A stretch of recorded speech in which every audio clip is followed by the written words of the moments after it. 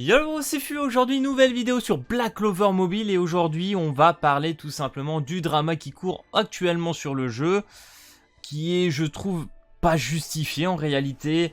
Là j'ai vu, on m'a montré tout à l'heure un petit peu sur Twitter, voilà sur les stores ça se fait allumer sur les JPKR à 3 à peu près sur 5 en termes de notes. On m'a parlé aussi du drama par rapport à la globale, j'ai vu aussi pas mal de vidéos. Donc on va essayer d'en parler un peu aujourd'hui, parce qu'il y a des choses où je ne suis pas tout à fait d'accord, et je pense qu'on peut même commencer déjà par parler de la globale. Alors du coup ce qu'on va faire, c'est que je vais faire ça. Donc oui, actuellement sur la globale, on te propose donc avec 500 000, 30 d'endurance, patate pop donc d'XP 10, une multi-invocation avec 300 cristaux comme ce qu'on avait à un moment sur la JP, et Ser Mimosa et une tenue de Mimosa. Alors oui, je suis d'accord avec vous, la tenue de Mimosa n'est pas spécialement nécessaire étant donné que tu la formes avec l'affinité, que tu l'auras tôt ou tard sur le jeu en farmant un petit peu, il n'y a pas de problème là-dessus, ok. Et du coup, bien évidemment, tu as une multi supplémentaire quand tu t'inscris avec ton petit mail, etc. Voilà, on aura une multi en plus en jeu. Et 100k Goldess, voilà, en plus, c'est quand même de sacrés bonus. Alors, chose à savoir sur les préinscriptions entre la JP et la KR, déjà rien que parler de ces deux versions, la KR a eu déjà un peu plus de bonus étant donné qu'ils avaient des émeutes un peu internes. Donc, ils ont eu déjà plus de cristaux, etc. d'invocation, ce qui fait que eux ils avaient une multi quasiment de plus que la JP. Donc, déjà rien que là, c'était pas tout à fait, voilà, pas un peu plus clair. Mais je vais être honnête avec vous. Il n'y a pas de nerf actuellement entre la JP et la globale. Hein. J'ai même envie de dire que la globale a plus que la JP à l'heure actuelle.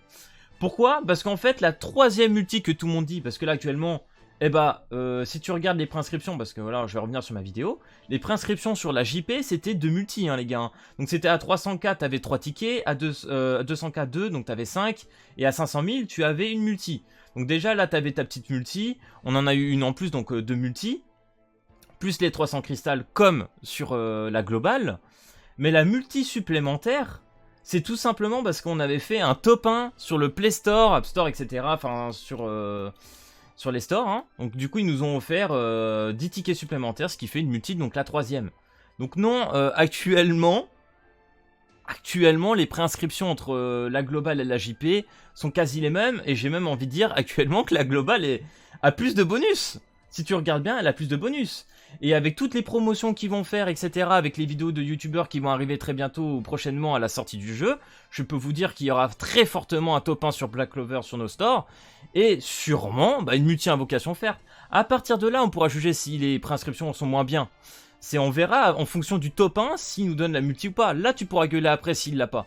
Mais là, à l'heure actuelle, tu peux pas. Genre, c'est faux. Tu peux pas dire qu'il y a moins. Je trouve ça pas totalement légitime là-dessus. Et maintenant, on va revenir un petit peu sur le jeu.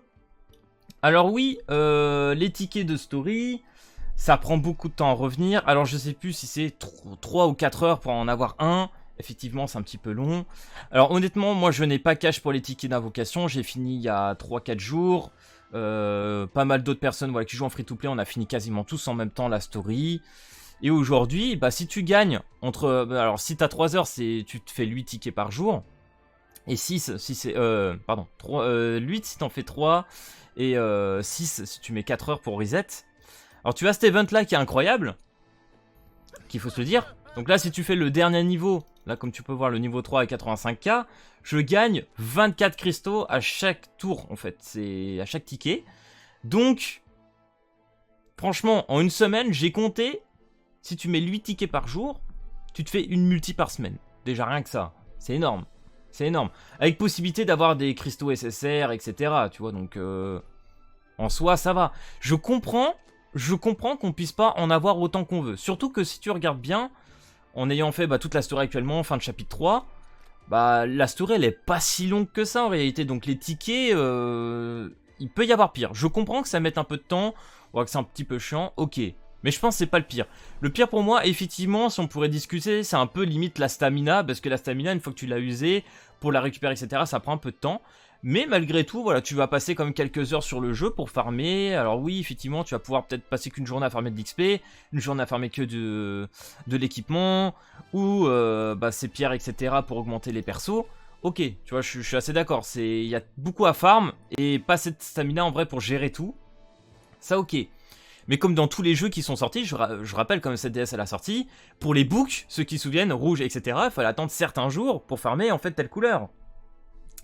Et on farmait pas autant qu'on voulait. Pareil, la stamina au tout début, c'était pas évident. Après, bien évidemment, on a eu beaucoup de pièces R, etc. Beaucoup d'invocations, donc ça a été...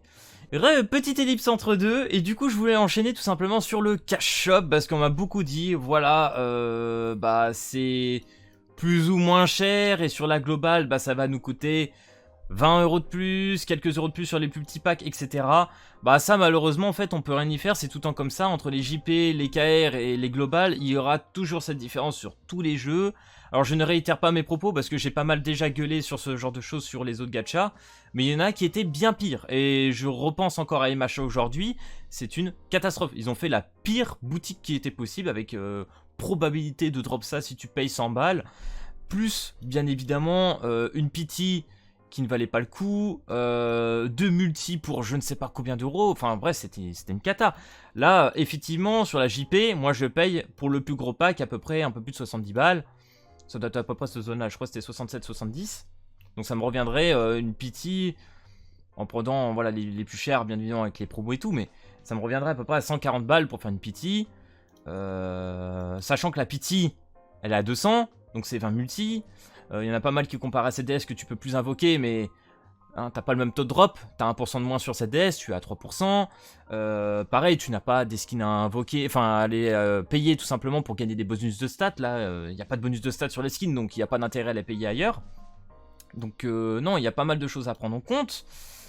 Et pareil, pour les doublons aussi, c'est un peu... Enfin, comment dire, pour les doublons, aujourd'hui, là, ils viennent de sortir un event. Voilà, c'est pour ça qu'aussi, il faut en parler, le jeu, réellement, dans quelques mois, une fois que les mods seront sortis. Parce que là, ils nous ont sorti un truc incroyable, donc c'est le fameux golem qu'on a eu lors de la bêta.